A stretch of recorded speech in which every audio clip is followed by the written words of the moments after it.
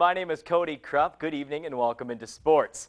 LSU looked to hit their own sort of half-court shot with just 2 games left in the season, leading into Wednesday's SEC matchup with the Tennessee Volunteer squad on a 5-game losing streak. LSU, on the other hand, winners of their last 3, look to finish out the regular season strong and punch that ticket to March. To the PMAC we go, 8,000 on hand for this one. Winardi has the Tigers as a 10 seed and balls. All right, Mickey going to find Martin. Here he is, basket and the foul. Count that one for the big man, 16 points on the day. Then Derek Reese, he's going to be off on this jumper, but here comes Devin Balkman out of nowhere. I would not want to play tip in 21 with that guy.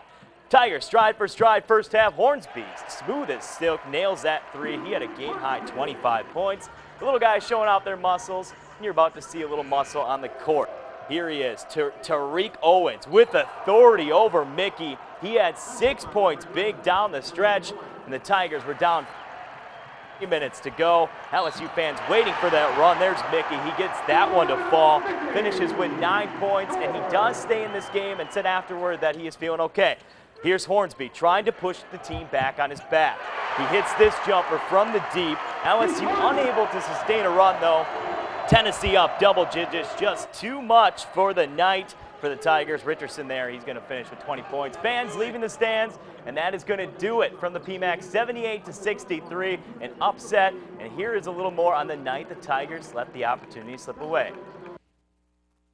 The old saying goes, it's defense that wins championships. And for an LSU men's basketball team tonight playing host to Tennessee, many consider them in control of their own destiny. But that defense could ultimately be the difference when in just under 2 weeks from now, Selection Sunday will determine the Tigers' fate. They were hitting, so when the game's going like that in that flow, I think they begin to gain confidence in themselves and their team. And I think they just made plays, and they made more plays than us tonight. I think we gave a good effort. There's no reason we shouldn't, and I feel like we had a good feeling going into the game. Yeah, that's how that is. They had a second half that was possibly like the first half that we had at their place a couple of weeks ago. I thought they shot it, anytime you shoot the ball 70% like that, and I think they shot 60-something from the 3, 5 of 8 if I'm not mistaken, in the second half. That's a big number. You know, that would have been a great opportunity for us, but tonight we let one slip away, and we just got to bounce back and get ready for Saturday. The Tigers will have to get over this loss quickly as they travel to Fayetteville on Saturday for another game that could go a long way into March Madness. Here's a look at the resume for the Tigers if the season were to end now. In RPA now at 51, with the Tigers adding the vault to the list of bad luck. Many coaches like to avoid the topic of March tournament basketball, but this one was close to the end, so Johnny Jones realizes every game will determine. I know that it's important for us, and we talk about how important it is to play and be prepared for every game and how important every game is. And we just don't take anything for granted. We want to make sure that we put ourselves in a position that we're an attractive enough team that on Selection Sunday that you've got an opportunity to have your name called. And to do that, you've got to win basketball games and play extremely well. And tonight, we didn't do that.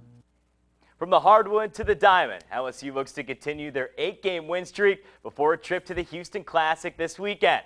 Grambling visiting the Warm Box on a Wednesday night for baseball. Here we go to Alex Box Stadium. Tigers matchup as Grambling visits the Bayou. 1-0 early. Cade Savic, he tied for this RBI double. Jake Fraley into right field. He's going to give LSU a 2-1 lead, looking to make the streak 9 straight games. A solid outing for the pitching staff. Doug Norman picks up the win. 4 wins, 4 innings, 1 run, 5 hits, 1, 2, 3, 4 inning, and then there he is. Look at that, Connor Hale, a deep drive. This one has a chance. It is going to be in and out of the glove of the Grambling defender. That's going to score Bregman, and LSU is going to cruise from there. 11 straight. They're going to bring down those